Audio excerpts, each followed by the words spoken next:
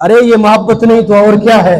तो जब ये बात हजरत शेर खुदा मुश्किल कुशा रज़ी अल्लाह ताला अन्हु के पास पहुंची तो हजरत शेर खुदा फरमाते हैं सुभान अल्लाह, फरमाते हैं इसलिए तो मेरे महबूब ने फरमाया था उमर जन्नत वालों के लिए एक चिराग है।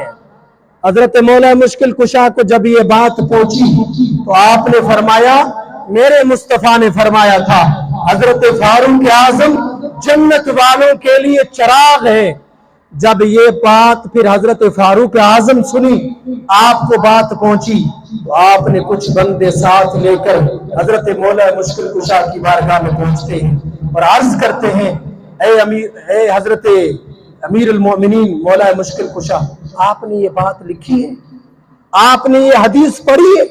आपने फरमाया हाँ ये मैंने हदीस पढ़ी भी है और रसूलुल्लाह से सुनी भी है।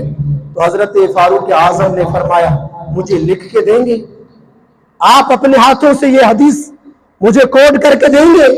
तो आपने फरमाया हाँ क्यों नहीं। तो हजरत मौला मुश्किल कुशा ने लिखना शुरू किया, लफ्ज सुने, वो हदीस के लफ्ज सुने आप।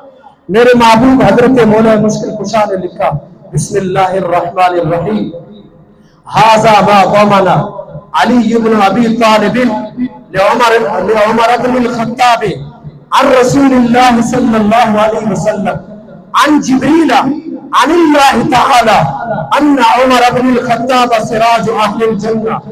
जब हजरत मौला मुश्किल कुशा ने ये लफ्ज लिखे तो आपने फरमाया वो बात जिसकी जमानत अली बिन अबी तालिब देता है तो इसके वास्ते उमर बिन खत्ताब के लिए तो मेरे रसूल ने फरमाया, मेरे रसूल को जिब्रील ने कहा और जिब्रील को अल्लाह ने फरमाया, क्या फरमाया कि हजरत उमर बिन खत्ताब जन्नत वालों के लिए चिराग है। ये मौला मुश्किल कुशा ने लिखा है। फिर हजरत उमर का प्यार देखे, आपने घर वालों को कहा, अपने बेटों को बुलाकर कहा, जब मैं मरूं, जब इस दुनिया से मैं चल बसूं तो ये मेरे कफन के अंदर पर्ची बांध देना। ये मौला मुश्किल कुशा के हाथों की लिखी हुई हदीस मैं दिखाऊंगा अल्लाह पाक को कि ये मेरे लिए मेरे मुस्तफा ने ये इरशाद फरमाया था। तो मेरे प्यारे भाई ये मोहब्बत थी हजरत हसनैन करीमैन से। अल्लाह ताला से दुआ है अपने प्यारे आका करीम के सदके हमें